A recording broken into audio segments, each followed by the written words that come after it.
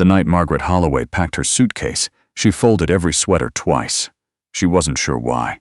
Force of habit, maybe, or the need to feel like something in her life still had order. Outside, the November wind pushed against the kitchen window in long, low moans, and the house that had been hers for 11 years, felt like it was already forgetting her. "You have 2 days," Kevin had said, not shouted. That was the part that stayed with her. He hadn't raised his voice once. He'd stood in the doorway of their bedroom with his arms crossed and said it, the way someone might remind you the meter was running. 2 days, as if she were a guest who had overstayed her welcome in her own life. She zipped the suitcase. She didn't take the good dishes. She didn't take the photo albums. She left the quilt her mother had made, folded at the end of the bed they'd shared, because she couldn't carry the weight of it, not the fabric, but everything it meant. She left before the 2 days were up. Her name was Margaret Holloway, and she was 51 years old, and she sat on a bench outside the Rideau Valley Community Center in Ottawa on a Thursday afternoon with nowhere in particular to be. She had her suitcase. She had her phone, which had 18% battery and 3 unread messages from her sister in Kelowna that she wasn't ready to open yet. She had her coat, a good one, navy wool, the kind that still looked presentable even when everything underneath it was falling apart. The reason Kevin gave in the end was the same reason it always came back to. The medical reports, the 2 rounds of IVF that failed, the doctor's words, spoken gently, clinically, with a box of tissues on the corner of the desk, that the likelihood of a successful pregnancy was at this point very low. Kevin had nodded in that appointment. He'd held her hand. He had been in that moment exactly the husband she'd thought he was. That was 8 months before he asked her to leave. She found out later, from a mutual friend who felt guilty saying it and said it anyway, that he had already been seeing someone, younger, already a mother. 2 kids from a previous relationship. Kevin, who had always insisted he needed a family of his own, had apparently reconsidered what his own meant when the right circumstance appeared. Margaret hadn't cried when she heard that.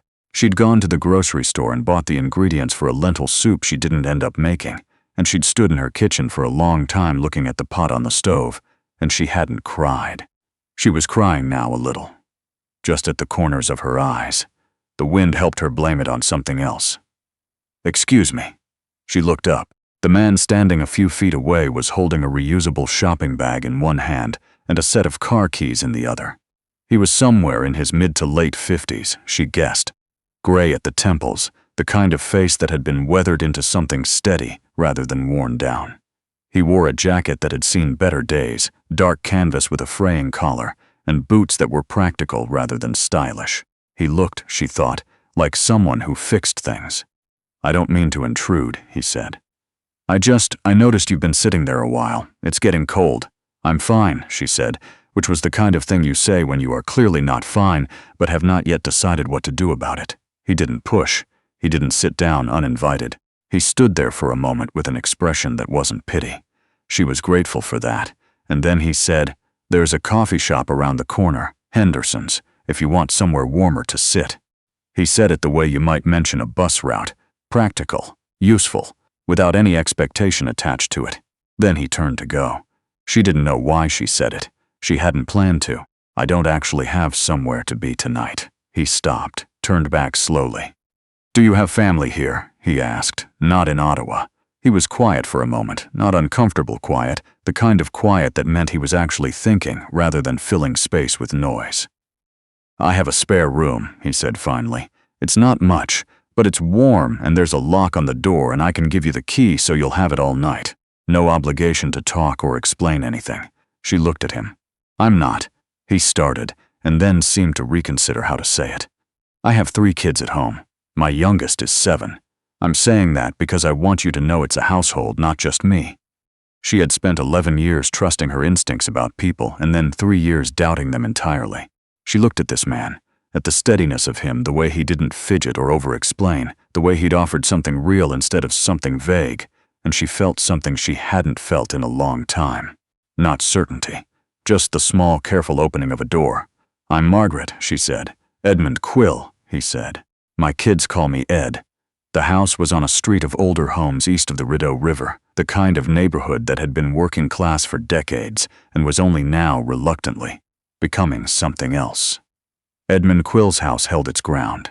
The gutters needed replacing. The driveway had a long crack running through the center of it, patched roughly with tar. The porch light was the original fixture, amber and slightly dim. Inside it was warm. That was the first thing she noticed. Not cluttered, not pristine, warm. There were boots lined up near the door in descending size order. There was a drawing taped to the refrigerator, a lopsided cat with the caption, "My cat regret."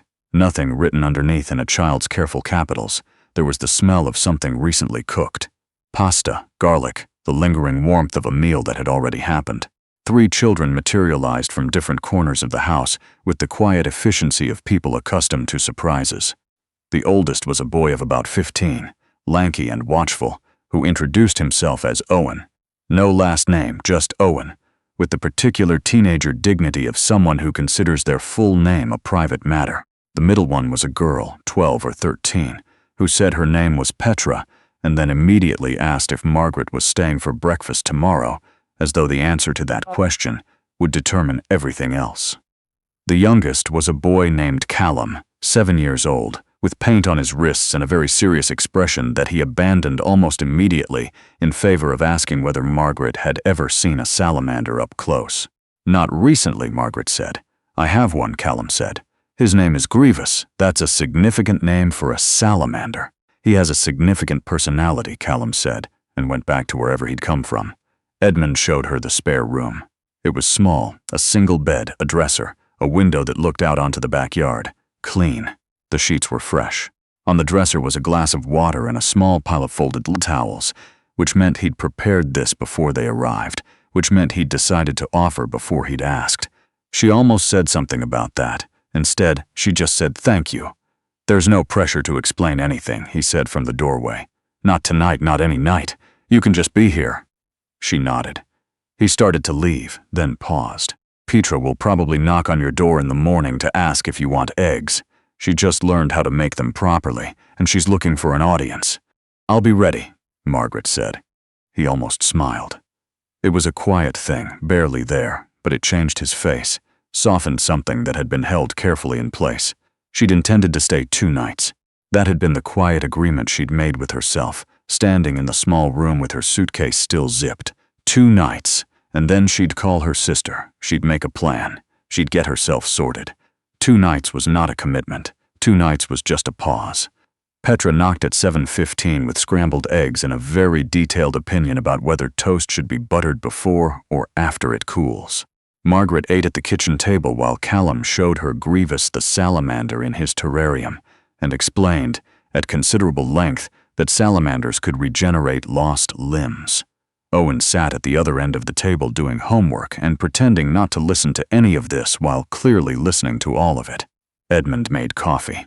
He moved around the kitchen with the economy of someone who had done everything alone for a long time. Efficient, quiet, no wasted motion. He packed 3 lunches while the coffee was brewing. He signed a permission form Owen slid across the counter without reading it, then read it, then asked 2 questions about it, then signed it again on the correct line. "You have a system," Margaret said. "You develop one," he said, "or everything falls apart." She asked carefully about their mother. It felt like something she needed to know and something she had no right to ask, and she tried to split the difference by keeping her voice neutral. Edmund was quiet for a moment. "She passed away 4 years ago," he said. "Car accident. Black ice on the 417. He said it the way people say things they've said many times, not without feeling, but with a kind of practiced steadiness, the way you hold something heavy when you've been holding it long enough. "I'm sorry," Margaret said. "The kids were good," he said. "They still are." A pause. "They're better than I am most days." She stayed a 3rd night, and then a 4th, because Callum had a school project about ecosystems and had decided with complete certainty that Margaret was the right person to help him with it. She didn't know why she was the right person. She was a former office administrator with a general interest in nature and no particular expertise in wetland biomes. But Callum had made his decision, and Callum was not a child who reconsidered. The 5th day, Edmund asked, without any ceremony, if she'd consider staying on for a while.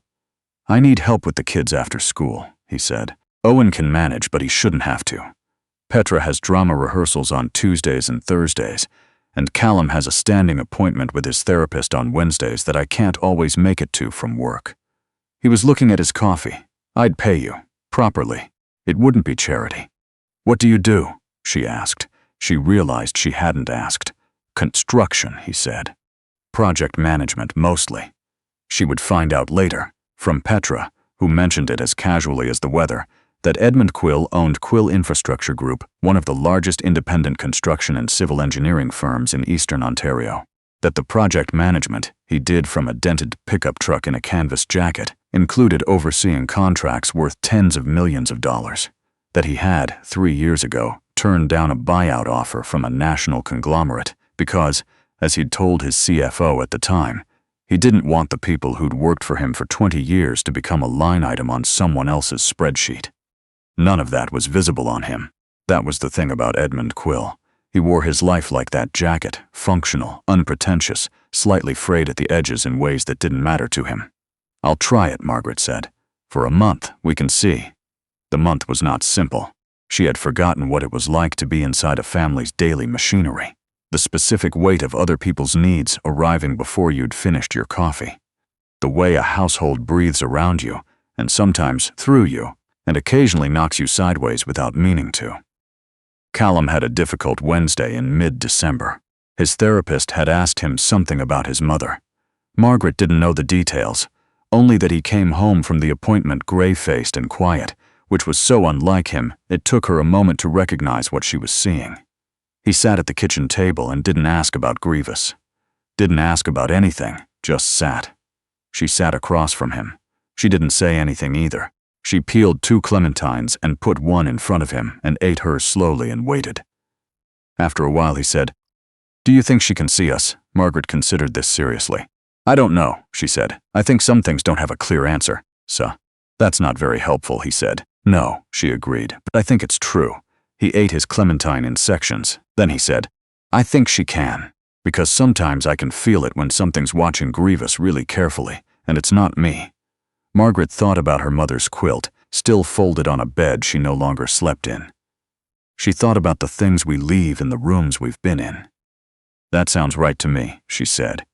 He looked at her for a long moment with his serious 7-year-old eyes. Then he leaned across the table and put his head on her arm. She sat very still. She didn't move her arm. Kevin called in January. She let it go to voicemail. He called again the following week, and she listened to the message this time. 5 sentences about practicalities, the house sale, documents she needed to sign, a tone so efficiently neutral it could have been a contractor reminding her about permits. She signed the documents. She returned them by mail. She did not call back. What she felt listening to his voice was less than she expected. Not nothing. She wasn't built for nothing, but less. The grief she had was older than the marriage, maybe. It was the grief for the version of her life she had planned so carefully. The one that had included children and the continuity of a family she'd made rather than one she'd been born into. That grief didn't have Kevin's face. It was bigger and older than him. She told Edmund something close to this, one evening in February, when the kids were in bed and they were sitting at the kitchen table with the last of the coffee. She didn't plan to say it. She'd been thinking out loud about something else, and then she was saying it, and then it was said. He listened the way he did everything, without interruption, without the restlessness people sometimes show when they're waiting for their turn to speak. The not having was the thing that broke everything, she said. Not the wanting. I could live with wanting. It was watching what the not having did to him, and then to us. Edmund turned his coffee mug slowly. "Callum's therapist says grief does that sometimes," he said. "Takes one shape, and you think that's what you're carrying, and then you put it down and find out it was covering something else." She looked at him. "I did that for 2 years after Diane," he said. It was the first time he'd said her name, his wife's name. "I thought I was grieving the person, and I was. But underneath that was the grief for what I thought I knew, about the future, about time, about assuming you have more of both than you do." The kitchen was quiet except for the furnace and the wind. "I don't know how you did it," Margaret said. 3 kids, by yourself, all of it." "I didn't do it well for a long time," he said. "Owen would tell you that if he trusted you enough." He paused. "He's starting to trust you." She didn't know what to do with that. She let it sit there between them, warm and slightly terrifying, The night it shifted, the night she would come back to later, turning it over, was in March.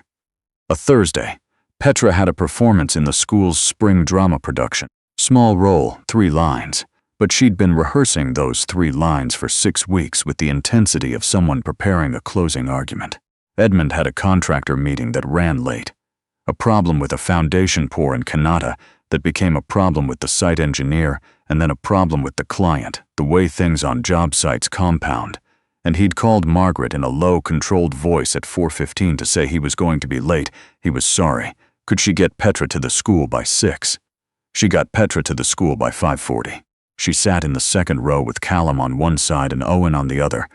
And Owen, who had brought headphones for plausible deniability, took them off 10 minutes in and left them off. Edmund arrived at intermission still in his work clothes, the canvas jacket smelling of cold air and concrete. He sat beside Margaret and found her program and located Petra's name in the cast list and pointed to it without saying anything. She watched his face when Petra came on stage, the particular quality of stillness in it, the way he leaned forward, almost imperceptibly. After, in the lobby, Petra found them and stood in the middle of them and talked for 11 continuous minutes about every technical element of the performance and what had gone wrong in someone else's scene and what had gone right in hers. Edmund listened with complete attention. Callum interrupted 3 times with questions about whether Grievous could have a role in a school play. Owen stood slightly apart with his hands in his pockets and the expression of someone who is unexpectedly content. Margaret stood among them, and it occurred to her, quietly, without drama, that she was not standing beside this family. She was inside it. She had been for some time, and she hadn't noticed the exact moment it happened. It was Owen who said it out loud. This was in April, when the snow had mostly left and the backyard was muddy, and Callum had found something in the mud that he was convinced was a fossil. Owen was sitting on the porch steps watching his brother dig, and Margaret brought out 2 mugs and sat beside him. They sat for a while. Owen accepted the tea. "My dad smiles more," he said finally, not looking at her, looking at Callum and the mud. "Since you came, she didn't say anything." "He didn't for a long time," Owen said, "after Mom. He was fine. He kept everything going. But he wasn't," he stopped. "Started again. He wasn't here all the way, you know?" "I think I know," she said. Owen drank his tea. Callum held something up triumphantly and announced it was definitely a fossil, possibly a dinosaur. And Owen called back that it was probably a rock, and Callum said those weren't mutually exclusive. "I just wanted to say," Owen said, "that I'm glad you're here."